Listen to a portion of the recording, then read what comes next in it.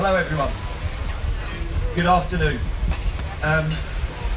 So I'm very pleased to be joined by Carolyn Everson from Facebook, and we're just going to talk for 5 or 10 minutes before I introduce the panel led by Jean Lin, talking about data and creativity. What it feels to me is it's Wednesday lunchtime in Cannes, and it feels halfway through the week there is a genuine undertow of change. It really feels like there's an inflection point in the industry. And as you know, our ambition is to be a 100% digital economy business by 2020. That's because we think the benefit of digital is huge. The benefit of digital is huge in terms of business, in terms of brands, in terms of people, and in terms of society. Now, what we're also is clearly a period of disruption, because there's so much atomization, fragmentation, there's a lot of noise around digital. And as I was thinking about that and thinking about the panel, I was sort of taken back to what we all felt was the promise of digital.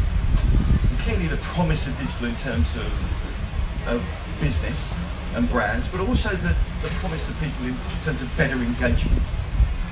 And then I was reflecting with Jean on a story I used to tell, 10, 12, 14 years ago, and to illustrate the potential of digital and why it was going to be different. And we were laughing, because actually 12 years ago in Shanghai, I actually did it to someone who was telling it. And here's an illustration. So if I walked into a party, and I look at Carolyn and I go, I really fancy her. And I walk up to her, and I talk at her for 30 seconds, without pause. She's going to think I'm a bit of a dickhead. If I say the same thing 10 times for 30 seconds over a week, she's going to think I'm a mad dickhead.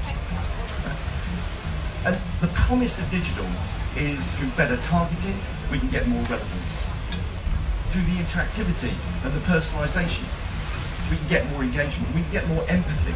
And Jean's been talking about empathy as the critical creative task, and creating that empathy between brands and people. And I think, again, in all the creative sessions that I've seen, empathy's become a key thing. So, Carolyn, one, how are you creating that on the Facebook page, on the Facebook platform, on Instagram? How are you seeing that empathy start to pay dividends? Well, I'll answer that question, but I like the way you were going with the first part of this, which was totally unplanned. So the Nigel and Carolyn show suddenly got way more interesting on Wednesday in Cannes. What I think you're describing is the move from, we still hear the marketing community say we need to get people's attention. And what we try to do is X out that word get and say earn.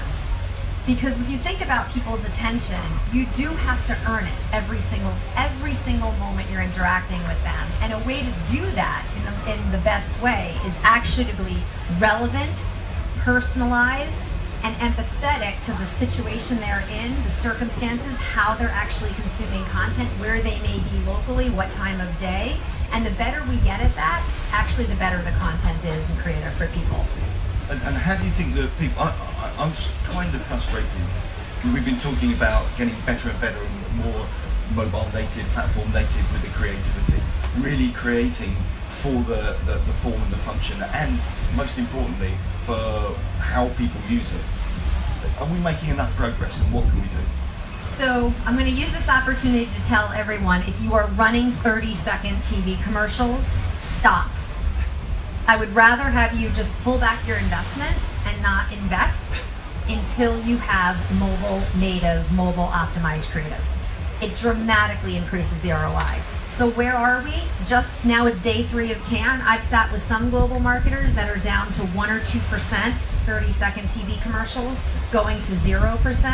And I've sat with some this week that are at 90%, that are still running a large portion of their media are 30-second spots. So phase 1 is you cannot just pick up a TV spot and plop it into a feed environment when people are on average watching 1.7 seconds, right? Not practical.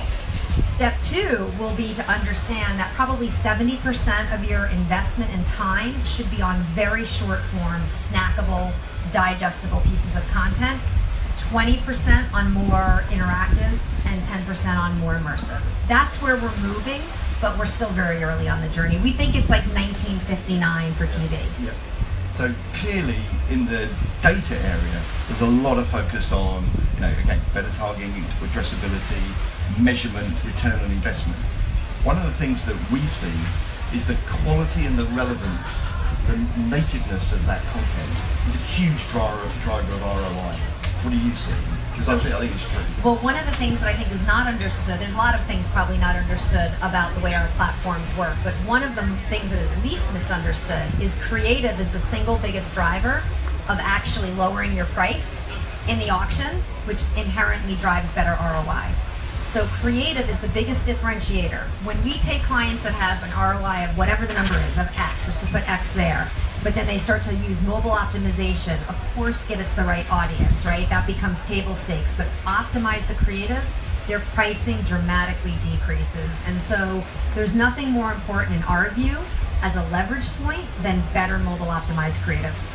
And of course, I think, for Facebook and Instagram, especially, the quality of that creative is inherent to the overall experience of your members. Well, when Mark started advertising and said we're going to be advertising as the way we, monetize our platforms, his call to all of us was the advertising creative needs to be as good as the content from family and friends, right? That was the bar he set.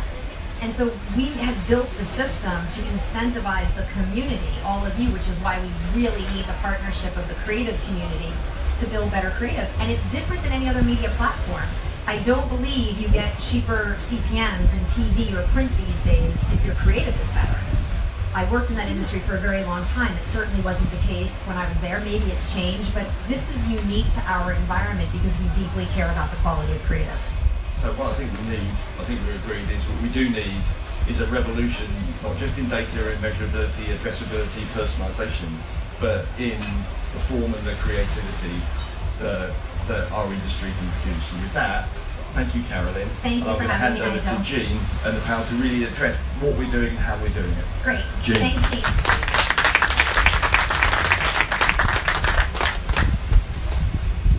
Let me welcome my panelists.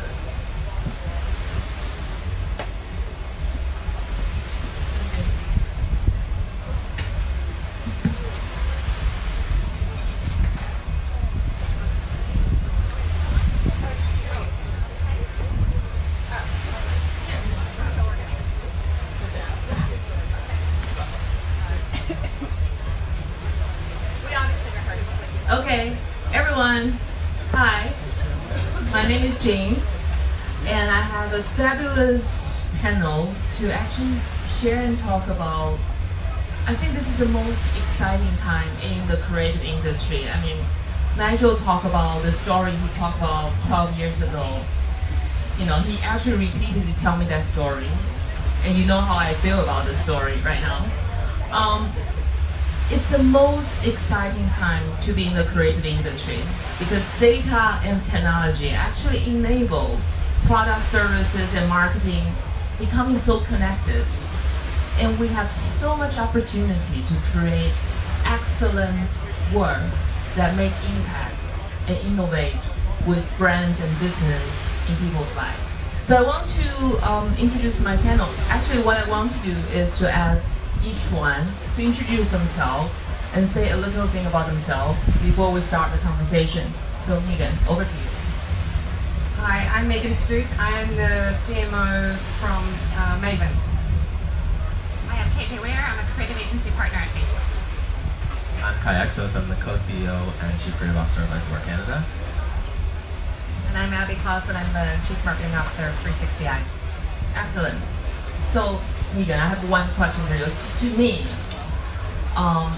Maven is probably one of the most interesting brands at General Motors because it's data inspired, it's mobile enabled, and it's a different business model.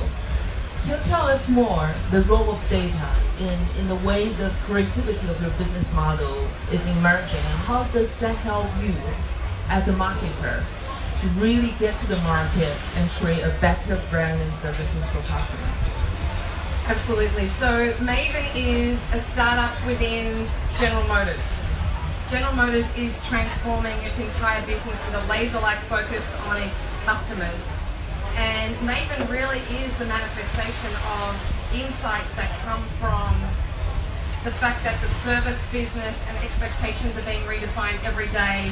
The fact that urbanization is creating a whole new demand for mobility as a service, and millennials. And so we all know about millennials and how they really are redefining business models everywhere. And so as a new business and a new company, and with 3 new services in 18 months, we're using data to drive every decision. But at the heart of it, we are really about connecting people with the moments that matter. I think everyone can relate to the fact that in this hyper-connected world, we're actually more disconnected than ever.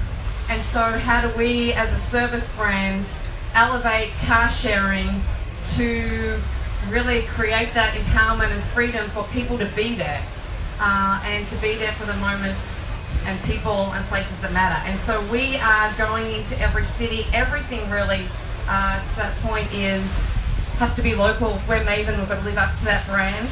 And so we are all about how do we in a city provide that expertise and connoisseur. How do we become part of our members' lives? So it really does have to be relevant to them. And so different things work in different cities. And so everything we do, and I think we can talk more about what we're doing with Facebook, because they are our biggest driver of installs and members. And so we're constantly innovating and testing and learning and transforming everything from our creative to our messaging, as we continue to grow the business. Yeah, I think that actually naturally leads a question to you, KJ, because Facebook is really built on the understanding of shared experiences of people, and all those understanding actually inform back to the creative process. Taking what Megan just said, and the point of view from Facebook on this area, how do you see that evolution going, and what do you see as the best example so far that is driving and pushing the boundary?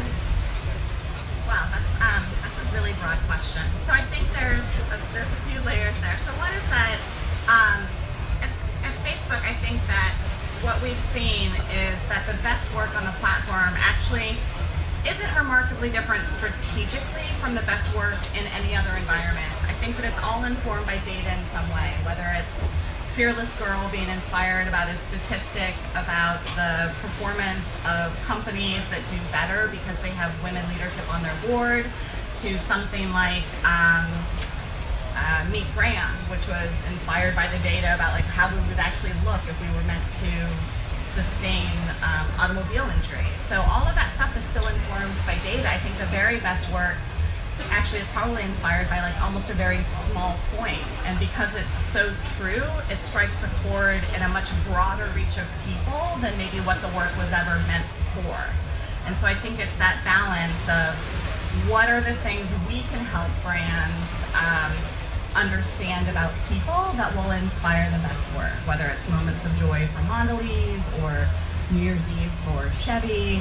And I think we're trying to get better at that. I think that's one side of it. But I think the other side of it is actually on the production side. And as Carolyn talked about what it means for work to perform at its best on Facebook in those kind of short stackable moments, it means completely rethinking, and don't get me wrong, I have none of the answers on how to do this, but what it takes to produce great work is really hard and a much different process than I think that we're used to on the digital world. I think it's bringing the film world and the television world, above the line, below the line, even closer together. Because once an edit is locked, there's not much you can do.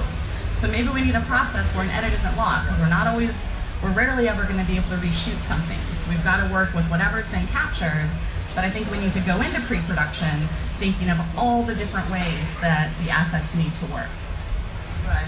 So I guess in our industry, the most important thing is really people and craft. So, Kai, in this data-inspired world, how does it change the way creative approach the craft? And how does the craft of data help you to communicate transformative ideas for business and brands? Yeah, so I love this topic. I think like data-led creativity is something that I feel a lot of conviction for, and I think our teams and our creative directors, especially, they are starting to crack the magic formula. It's been probably like a 2-year, maybe 3-year journey of understanding from research and insights the kind of hard line between research and insights and data. It doesn't actually exist. It's a cycle of energy that you just kind of, when you develop creative, you put in data points into the actual solution. And what it does for businesses, which is really cool, and I was just talking to a client that's here yesterday, and so we just won a piece of business, anecdote, we just won a piece of business, and I love soup, Campbell's, and I'm obsessed with the kind of notion, the romantic notion of people's relationship with food, and that's sort of where we're, so just to kind of give an example, that's sort of where we're at. But what's interesting is that as you come up with really brilliant ideas and solutions that work for brands in a particular region, businesses and brands can scale it outside of the market that it was meant for. And what's really, really powerful, and I think we all hear this, anyone that's ever worked on client side or even agency side, we all hear that brands have a hard time sharing among markets. So when you have a brand that may not know everything that's going on in another market, data actually is the easiest way in to show this worked, it looks great, it worked, and it's a great way to open the conversation to why it worked and why it matters for a holistic ROI. So in that sense, I think we've totally transformed the way that we work, probably in the last 2 years, just to kind of embed data all the way through so that you continually can help build it. And for 360i, Abby, actually is so famous in creating mobile-enabled, data-driven campaigns that actually work across and a lot of geo-targeting, a lot of things that you do with social channel and everything actually started quite a long time ago to be really, really excellent. Can you share some of your experience and view on this area? Sure. We're living in a world where there's more data available than ever before, and that's changing super fast. And so we sort of view our role with clients as helping them capitalize on change. So when it comes to data, it's really figuring out what are those new data sources, and how do we get our clients and creatives, everybody to think differently about using them. And we just hired a new chief creative officer, Menno Klein, and I was talking to him before I came here because I wanted to get his perspective on this panel. And his whole point of view is that advertising is just applied creativity.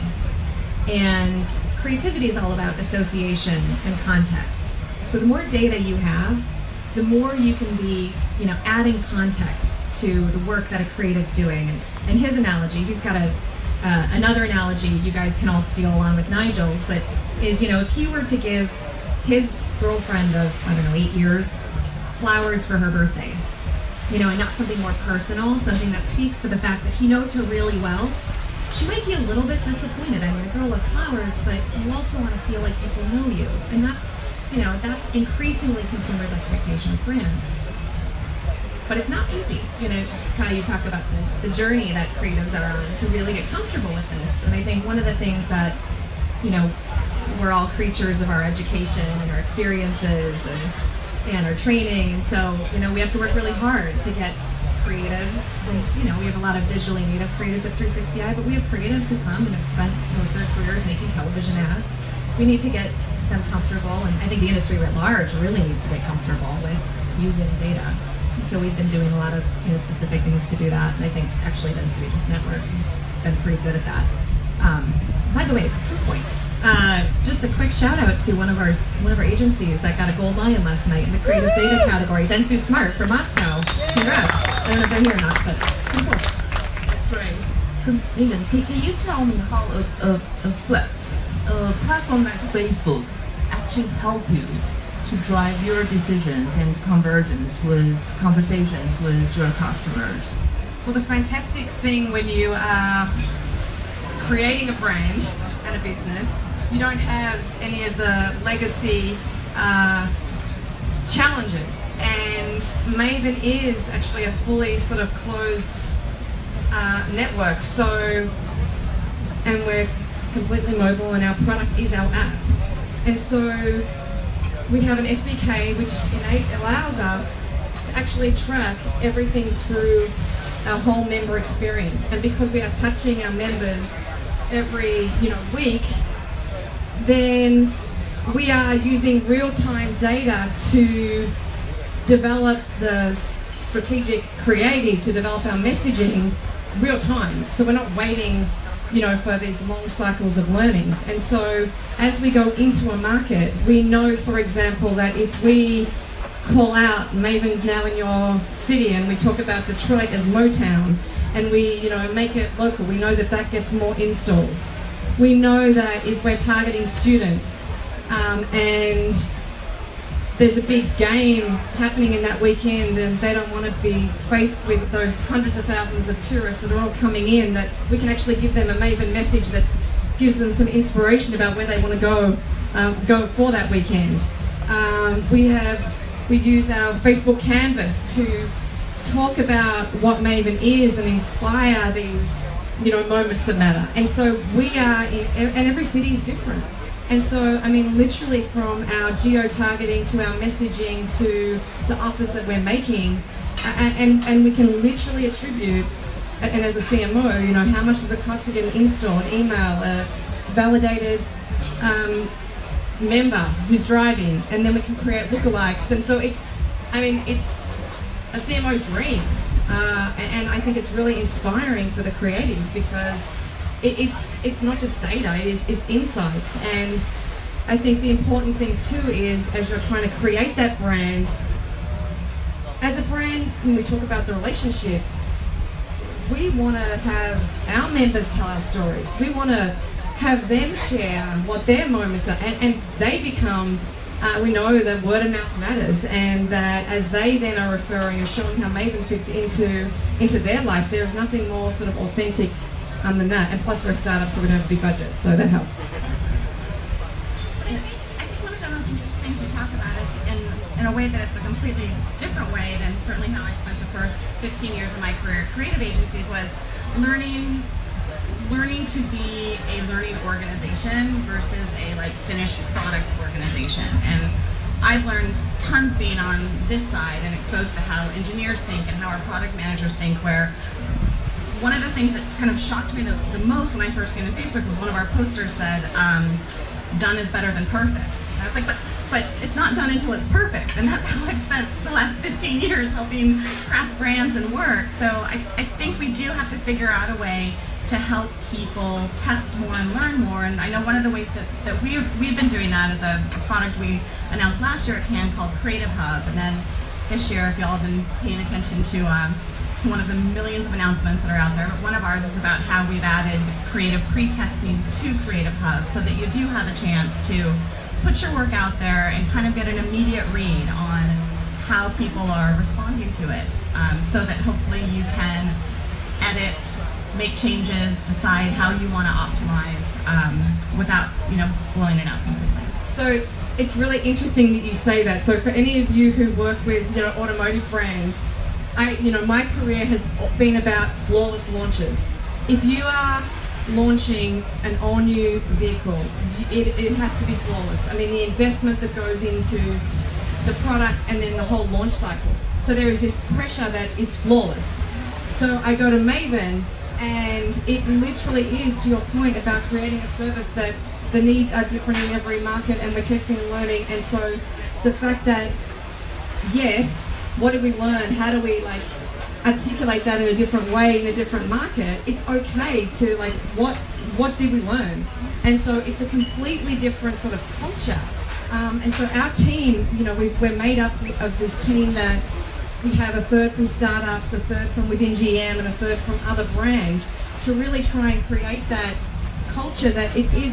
The startup people keep pushing us. We know the GM, how to leverage that scale and experience, but it's completely different mindset from traditional tech marketing. I think that's such an important point, that cultural shift that is happening. And I think, you know, Megan, the way you talk about bringing those different types of people together is a really effective way to drive culture change. And we use the word a lot, alchemy, which is basically you bring, you know, different elements together to create some sort of transformative new thing. And that's really what we're talking about, is the alchemy of bringing people with different expertise and different, you know, points of view together, all learning from each other. And what it results in is something much more powerful. I think that in the creative process, we talk a lot about the effectiveness, optimization, learning. But how does it actually impact the creative process when it's a data-inspired world? So, I mean, we had a good chat, Megan and I, when we worked on the Maven launch. In the early days, we sort of knew that, just as an example, and sort of an important story, like, we knew that it was all very nuanced. Like, these kinds of choices were nuanced, and you can look at the way that we do creative and the details that we put into things as small data points that we embed. So you probably won't capture something on a 10-page brief, let's say, that you get from the client. You won't capture every single thing. So that kind of reciprocity, the way that it changes for us, and that openness and willing to test and pre-test and involve our audience has totally changed what we're focusing on. So we're not like sitting in a room for 2 or 3 days in a you know, boardroom sleeping on the floor trying to figure out like what actually does someone want to see. Instead, we ask them, and they become part of the process. And I think that's totally, that openness of data and that kind of transparency that we're asking consumers and our audiences for feedback opens it up in a totally different way and gets us to be like, well, that person or that group or whatever doesn't actually fit in those two archetypes that you thought initially from a brand point of view, or they do and they're little offshoots and they kind of do fit in. So I think to actually apply the creative, it's been transformative for us to do that and make better creative and build new products and new services and stronger creative. So yeah, it's been awesome. But as a creative person, can you tell me whether this impact the of creative people? How does it work on you? What's the effect it puts on you as a creative person? Yeah, so I think a lot of us as creative directors or writers that come up, you know, there's a famous quote that advertising is the first time ever that artists were able to make a living wage, and I think that notion makes you feel the notion of kind of being open to the data and open to your audience and having them be a stakeholder in the process. That notion is very romantic because it's like there's a lot of authenticity in it. You feel like you're connected to the people that you're reaching, especially now that so much of our work, like over 90% of our work, is digital, you know, or ends up, you know, being a completely digital solution. So I don't think people have a lot of egos anymore about it. I mean, I haven't seen it. Maybe you see it a bit more, I think. No, I don't actually see that. What I see, though, is that it's incredibly complex to try and get so many stakeholders to work in a different way, even when we all have the very best of intentions. So sometimes that means that the client hasn't put mobile on the brief, they're paying one agency to do a certain kind of work, another agency to do another kind of work, and frankly, everyone's working their butts off. Like it's not that people don't want to collaborate or that they don't want to share their ideas, it's that the speed of everything is just so fast that I think it's really hard to find those moments to just kind of like pause and tackle something together. And I think that artists, creatives, I think we all want to know what it is that we're trying to make. I haven't met a creative team yet that doesn't love a good, tight brief, and that they don't mind, like, put me in a little box, but make sure it's a good one. So But I do think it's hard starting on the big brand campaigns and not thinking of your comm strategy and the platforms and ways and products where an idea has to live. So it used to kind of be, I think you could start just with the idea and then figure out how to apply it. And I think that that process too has come together much sooner, that actually there's probably an idea that's going to work way better on Carousel than it is on Canvas, or there's a brilliant idea that would be best shot vertically, but do we have enough vertical platforms in the world to justify that production cost? I think adding on to that, I'd say that for our creatives, I think it's actually been very rewarding.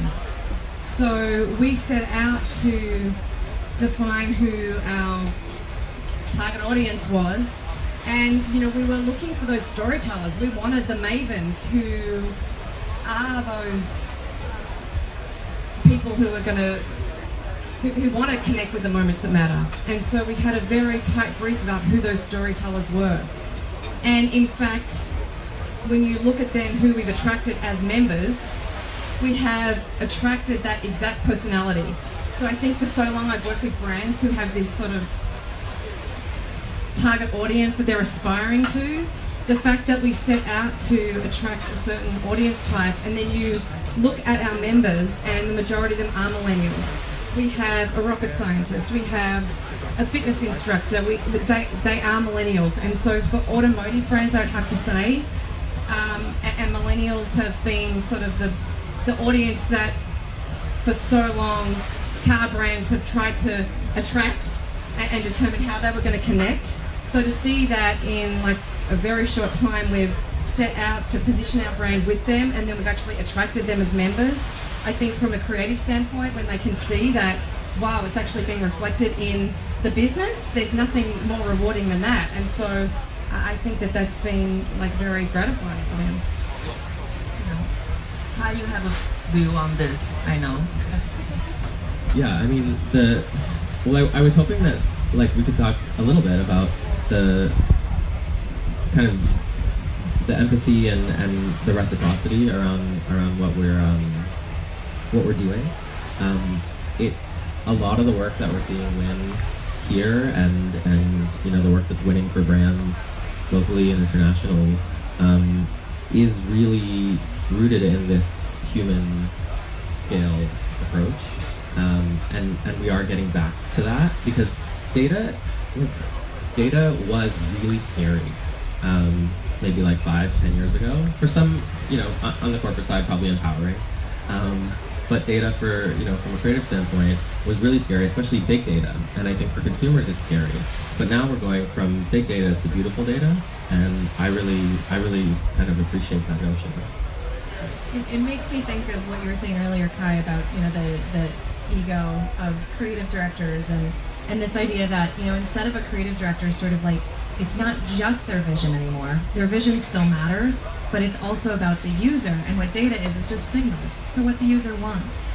Yeah, it's sort of expression, that, and it's like having, when you don't have, I would love to have a 100-person team working on a brief. Yeah. I think the more the merrier, but it's a balancing act because you have the consumers that are actually telling you, and there's so many great stories in what Maven's doing, and I'm sure in Facebook, like on how people use it and some people use it to connect in one way, or some people use it to get from point A to point B. But there's a lot of interesting bits in there that's really eye-opening and makes it real, makes the work real, and it validates it. And I think that one of the things that I'm hearing is obviously there's this blurry line between products, services, marketing, communications, and advertising. It is all connected together. We're really into this experience economy right now, and I think data technology actually empower and drive us into a connected experience much more. And I know that you all are quite passionate about this. Can I have some final words regarding your vision and your feelings about the age that we're moving into as a connected experience age?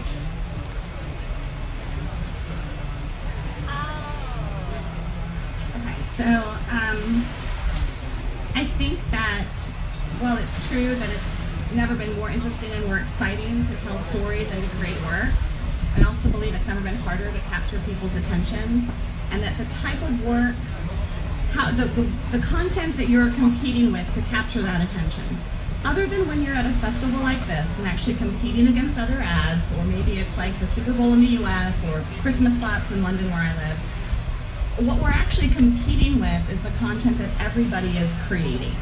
And I think that's the harder part, because I don't think there are enough data scientists in the world to tell us what is that work that's resonating really well. And we're trying to get better at this, but I think that when you see things like Tasty taking off and having 80 million people liking their page and watching their videos on a day-to-day basis, or you see lots of long-form content creators embracing a really short version of that, whether it's the Late Late Show and carpool karaoke, or how iPhone did their big announcement for the iPhone 7 this year, and they know not everyone has time to watch the 2-hour presentation, but people can watch a video that's 90 seconds and tells them everything they need to know. So I would just say keep listening to people and let them guide you, follow their behavior. The reason that we talk about vertical so much is that for people who have a phone, and especially a smartphone, that's how they're capturing moments and expressing themselves, and everyone is a creator now. So I think that work more than ever has to resonate personally, and that oftentimes that will be little data and not big data. Yeah, my insight would be that keep it human. Use the data to drive those insights that also make it really simple. If we can't, as marketers, articulate our brand as an elevator speech, because to your point, we can't control our content and our brand like we grew up being trained from a marketing standpoint, and everybody is creating that content. And the more we have our consumers telling our stories and we're authentically part of their own storytelling, then I think it's really redefining, how we think about, our profession. And then I think, so my piece of advice would be no dead ends. So once you have that attention, which is harder to get than ever before, what are you doing with it? And how are people discovering your work? I see sometimes great work winning awards here, and I just think, who actually saw that? How did people find that? It's the whole ecosystem, it's the whole journey and the comms plan around it, so no dead ends. Yeah, and then just on the sort of transformative notion or the transformative concept that we're trying to achieve, like a connected experience. I think when if I can leave you just with just one thing, is when you're working on a brief, or you're working to solve a business problem, or you're working on something internal, be fearless about what you ask your partners in the room for. There are some things we can't share, right? There are some things that are private and we can't be transparent about everything, and we'll be very upfront about that and honest. But ask the question if you can actually get the data, if there's at least some insight that you can glean, because you'll at least get a general one sentence that you wouldn't have had before if you didn't really try to dig deep into the data. So yeah, just be fearless about it and ask, and we'll help any way we can. I think we're now at the moment of really need to embrace data as a creative industry even more without seeing it as a threat. But I think today we hear a lot of good stories about how data actually drive and inspire success. And I hope that if we come back next year, we'll have a lot more connected experience stories that we can share. So thank you all very much for being fabulous.